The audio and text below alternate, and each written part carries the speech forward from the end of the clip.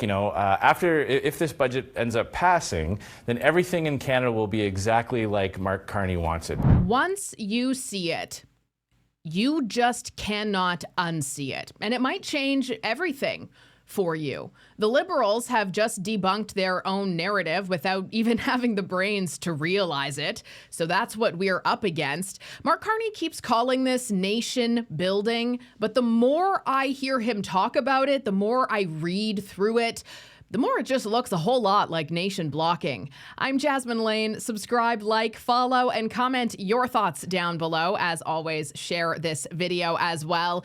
The problem with Remembrance Day is that it's just becoming this thing that we do. We don't really honor it, you know? We're not really upholding the responsibility, the moral obligation that came with it, and our government has allowed that to happen.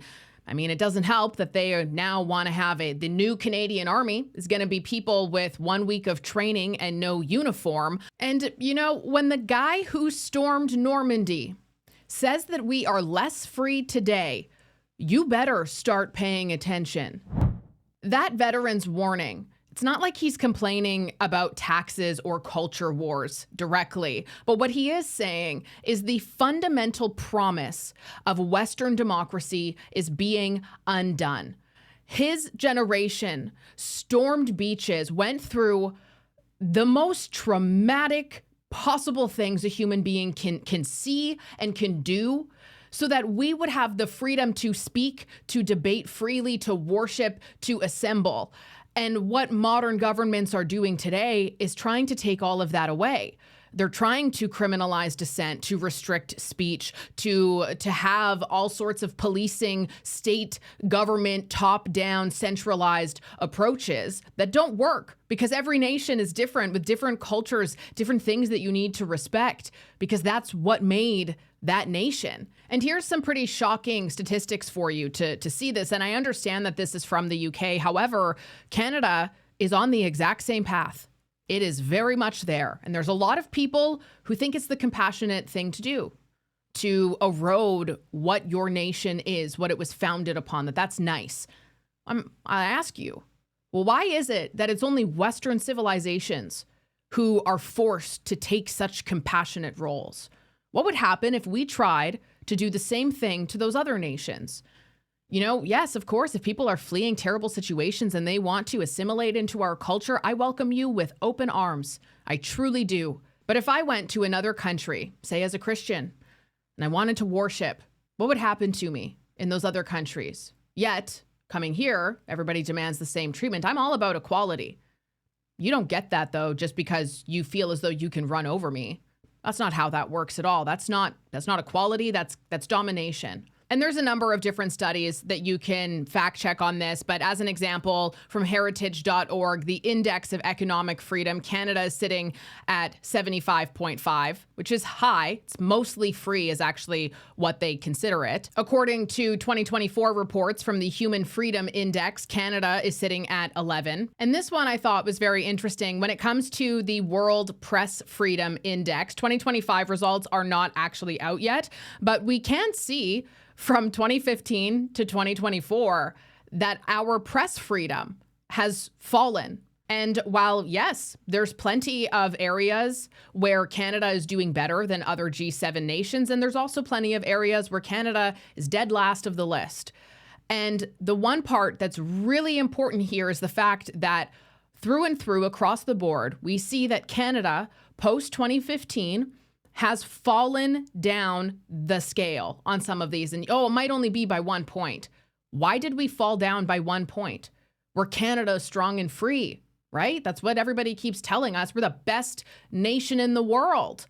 That's what everybody tells us. If that's true, why are we falling? If that's true, why do we need new laws? Because apparently the ones that already exist aren't being enforced, but these new ones will be, to restrict our internet access, to restrict what we say for hate speech. Hate speech is so very loosely defined, and yet we don't have any freedom of speech. That's a slippery slope to go down. Particularly if you're a foreign investor, one of the things is people don't wake up in the morning and think of Canada.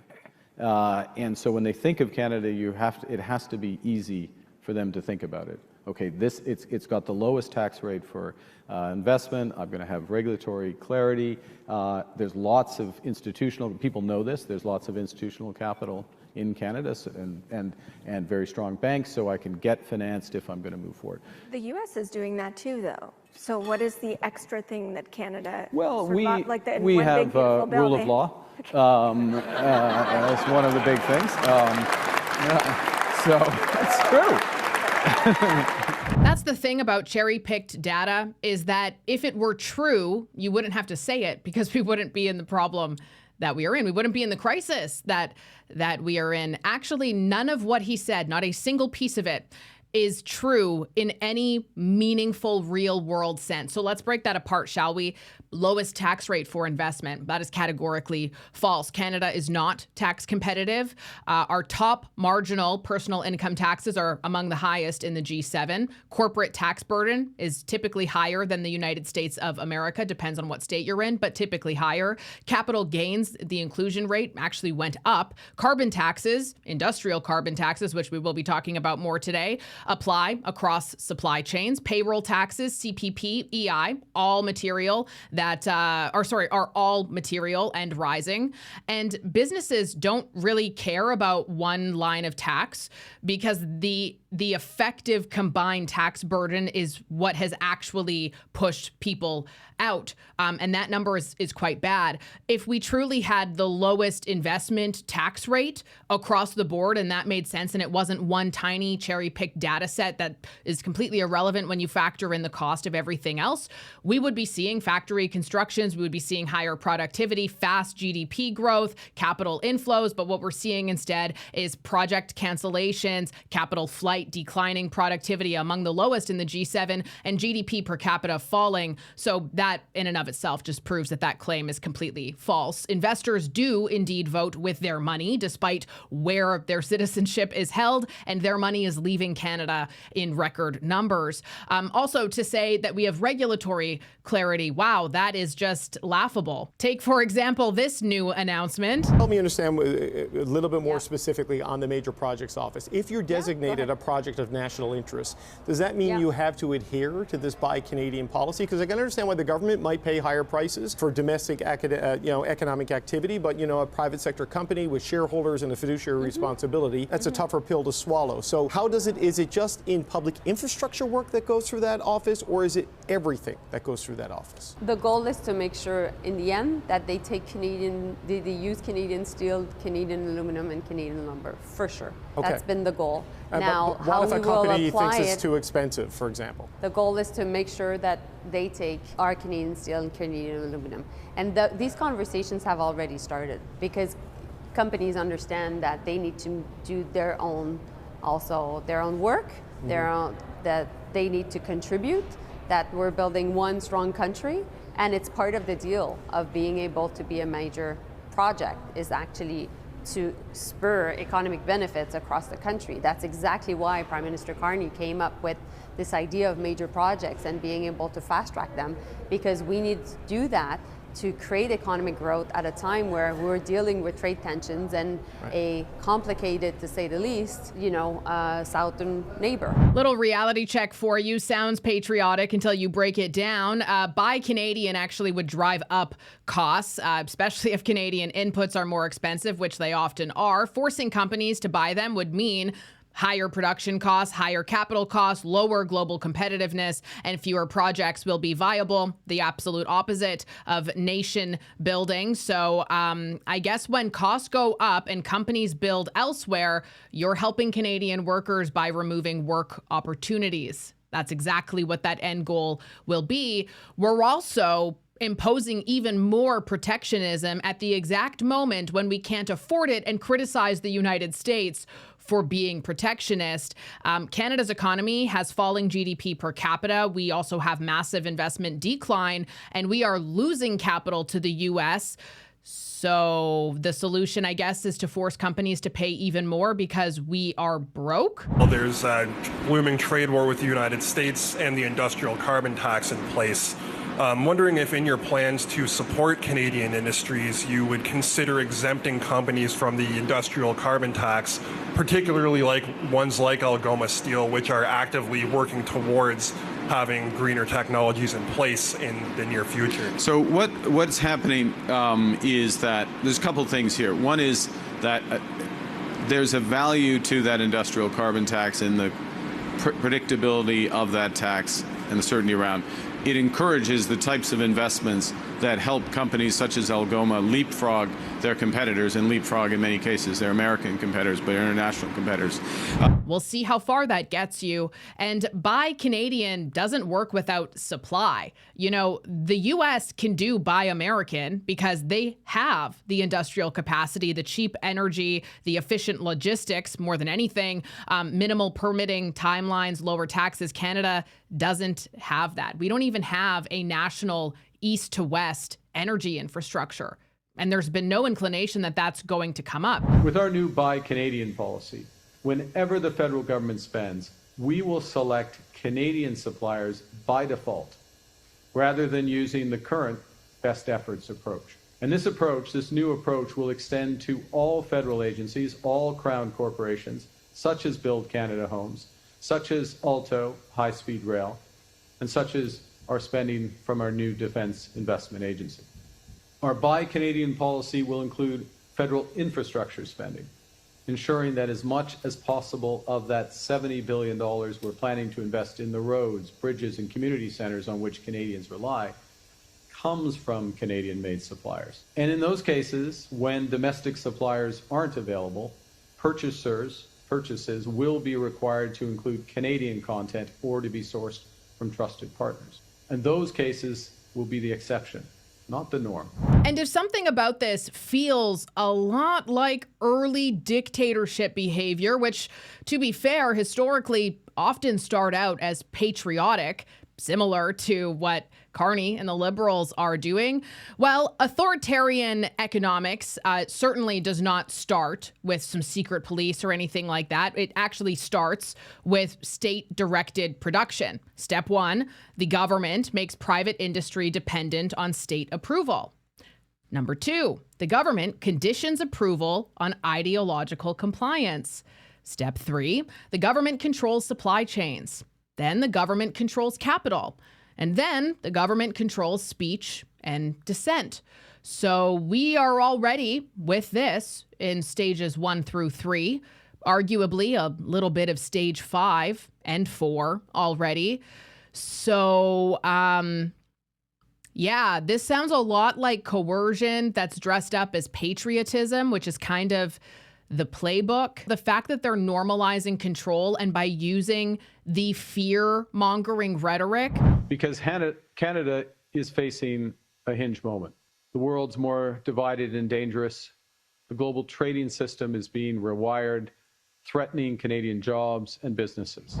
They are making that acceptable, when in reality, they killed our ability to produce competitively. And now the government is going to be setting the prices, choosing the suppliers, and determining which industries live or die, and approving or rejecting projects based on ideology, right? That's a lot closer to China than any Western free market democracy. So I would argue that if you feel really uncomfortable about this, there's a lot of historic parallels that would justify that feeling. So I believe the fundamental problem in the Western world that's leading to the divide between rich and poor is not that there's too much free enterprise. The contrary, I believe that it's monetary expansion. Massive monetary inflation is inflating the assets of the super rich while destroying the purchasing power of the working class. 1971 hits, and all monetary discipline was thrown out the window, or when Nixon closed the gold window, and governments have been printing money rampantly and increasing the money supply 3-4 times the rate of the supply of the goods and services money buys. This balloons government, balloons asset prices, but most importantly, it destroys the purchasing power of working people, and especially young people who don't have inflation-proof assets to protect them. And that is the fundamental reason why I think there's so much frustration in this generation. We've got to fix our money so our youth can have a fair shot. Holy crap. Canada is actually known globally for endless permitting delays, constant rule changes, like literally almost every 6 months, carbon policy uncertainty, emission caps that change every year, pipeline bans and federal vetoes, which we do have, environmental law that gets overturned in court, as well as a bureaucracy that quite literally kills. In fact, to prove that, we just rewrote the capital gains rules. We just rewrote the carbon price rules. And we also lost our Impact Assessment Act to the Supreme Court, at the Supreme Court. Not a single thing about that is predictable or clear, and it's why companies pull projects, choose the US, or simply abandon Canada altogether because of our high tax system and the regulatory chaos. There's nothing in this budget that the people who are experiencing hardship would have said a day later makes their life any easier than it was a day before. Why is that? Well, I think that's actually not true. I mean, look, the government could have chosen to end a number of programs that are making life deeply affordable for Canadians. You know, Canada Child Benefit is making life more affordable for parents. The working income tax benefit, which is doubled, is making life more affordable for people who are working and earning low wages. We have, as you know, announced a number of different measures to make sure that the benefits that Canadians have accumulated can actually land in their bank accounts through automatic tax filing.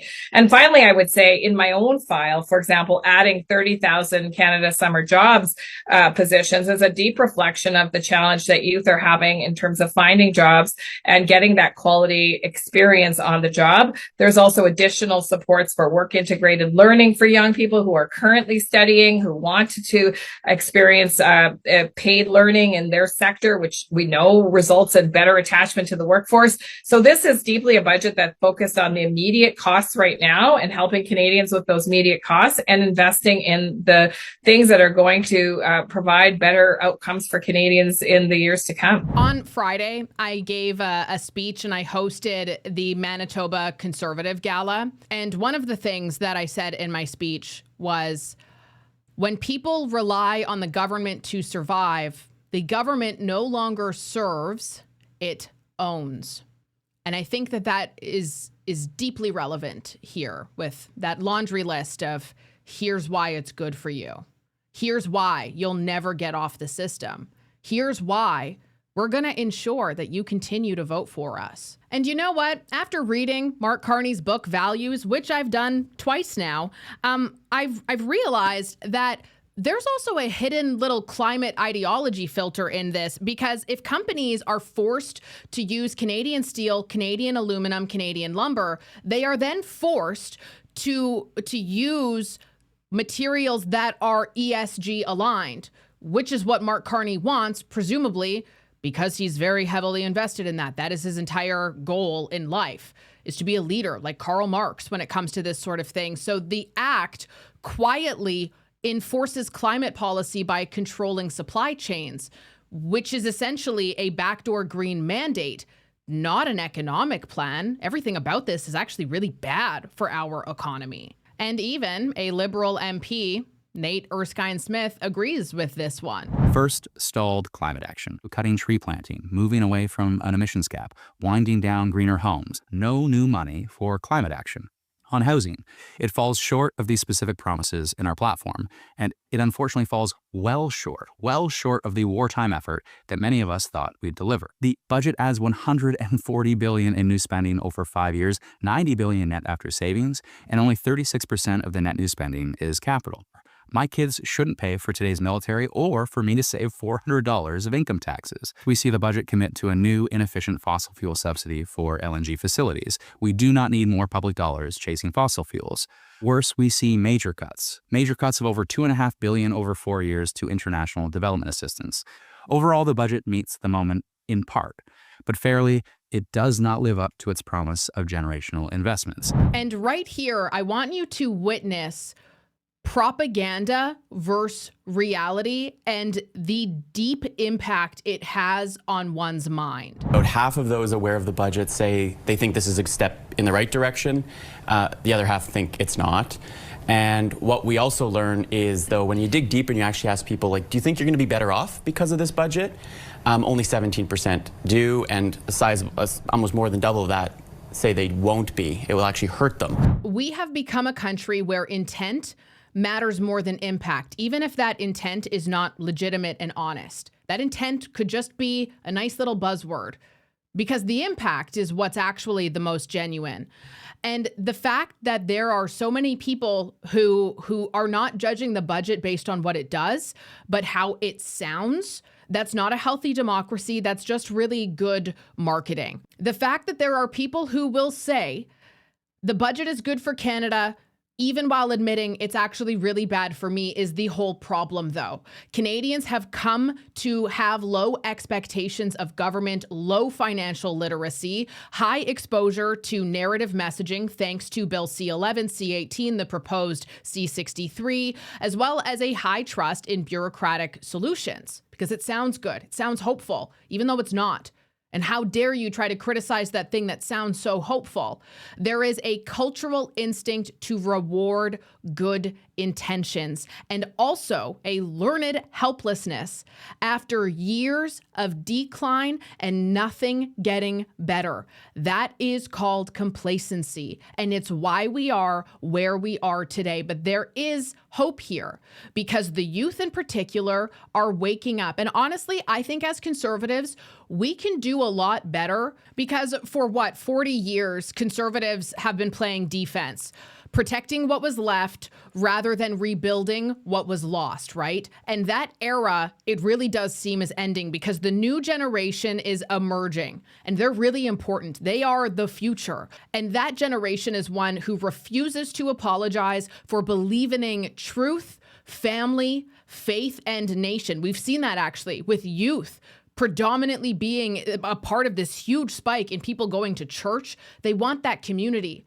you know, and we don't want to burn down institutions. We want to restore them. And that's some really positive, hopeful messaging there. And I honestly think that as sad and uncertain as this time is right now, this could very well be the greatest movement, the greatest opportunity for Conservatives in a century. We are losing our identity, our faith, our courage. That's a big one. Our purpose and our national interest. Because, yeah, it's really tough to stay positive, to stay hopeful, when we have spent a decade just screaming from the rooftops over what we see happening, seeing the end result of it, and then being ridiculed by everybody we're trying to pull out of the burning house. And yet, young people are rising right now, and they're not rising with the goal of tearing everything down. They're rising with the goal of rebuilding, getting back to a world that they didn't even live in, but that they know existed, and that those of us who did live in that world can share with them, so that we can all kind of be on the same page here. But you have to do that in a way where you are wise as a serpent and gentle as a dove. Wise enough to know what is happening, wise enough to know the truth, and gentle enough to lead with grace on the issue. That is how you win the hearts and minds of people. And of course, it's very easy to get caught up in how angry and frustrated you are. I hear you. I feel you. I am right there with you. And with that, it is so important for you to remember, not just because it's a ritual, it's a thing that you do, but remember who you are. Remember who you want to be, what the future looks like for your children, your grandchildren, your friends' kids, if you don't have any. Remember that goal, because many people gave up their tomorrow to pass the torch down to us. And it goes beyond saying, lest we forget, because truly memory, that memory calls for a backbone, not a sentiment. And we honor the fallen by fighting for the living. I'm Jasmine Elaine. As you can see, the sun came out for the first time in what feels like a week. So as I always like to say, the sun is shining for us today. Be sure to subscribe, like, comment your thoughts down below, and share this video to anyone who needs it, and even those who don't. I'll talk to you tomorrow.